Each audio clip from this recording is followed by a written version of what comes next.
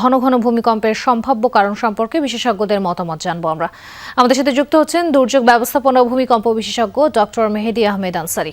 Doctor Ansari, আপনাকে স্বাগত জানাচ্ছি যমুনা টেলিভিশনে। ইটালিয়ানো মেলামাইনের নজর কাড়া ডিজাইন, যার প্রশংসা করবে সবাই। Italiano melamine.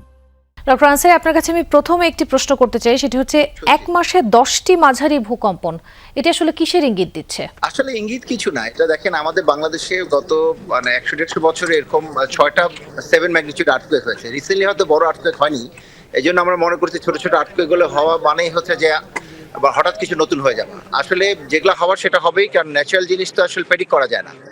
আমাদের 1865 থেকে শুরু করে 1930 পর্যন্ত 7 ম্যাগনিটিউডের 6টা আর্থকুয়েক হয়েছে। ওগুলো যে কোনো সময় আবার হতেই পারে।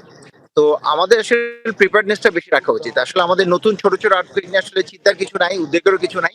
কিন্তু অতীতে যে বড় ভূমিকম্পগুলো হয়েছে ওগুলা নিয়ে চিন্তার বিষয় আছে। কারণ ওগুলা যদি হয়, তাহলে আমাদের যে ইনফ্রাস্ট্রাকচার আছে, আমাদের ঢাকায় প্রায় 21 লাখ বাসা আছে, তার মধ্যে 6 লাখই হচ্ছে 6 তলার উপরে।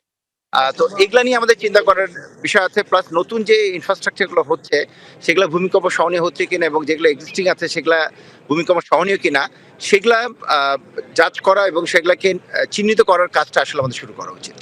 আসলে সাধারণ মানুষের করণীয় কি, ডক্টর আনসারী? আমি জানতে চাচ্ছিলাম, যেহেতু বারবার ভূকম্পন হচ্ছে এবং এটির ন্যাচারাল একটি ডিজাস্টার, আমাদের কিছু করার নেই, তবে আসলেই করণীয় আমাদের পক্ষ থেকে কি করণীয় থাকতে পারে, সাধারণ মানুষের বা কর্তৃপক্ষের? আমি জানতে চাচ্ছিলাম, যেহেতু বারবার ভূকম্পন হচ্ছে এবং এটির ন্যাচারাল একটি ডিজাস্টার, আমাদের কিছু করার নেই, তবে আসলেই করণীয় আমাদের পক্ষ থেকে কি করণীয় থাকতে পারে, সাধারণ মানুষের বা কর্তৃপক্ষের? এখানে আসলে বেশ রিসেপশনটা খারাপ।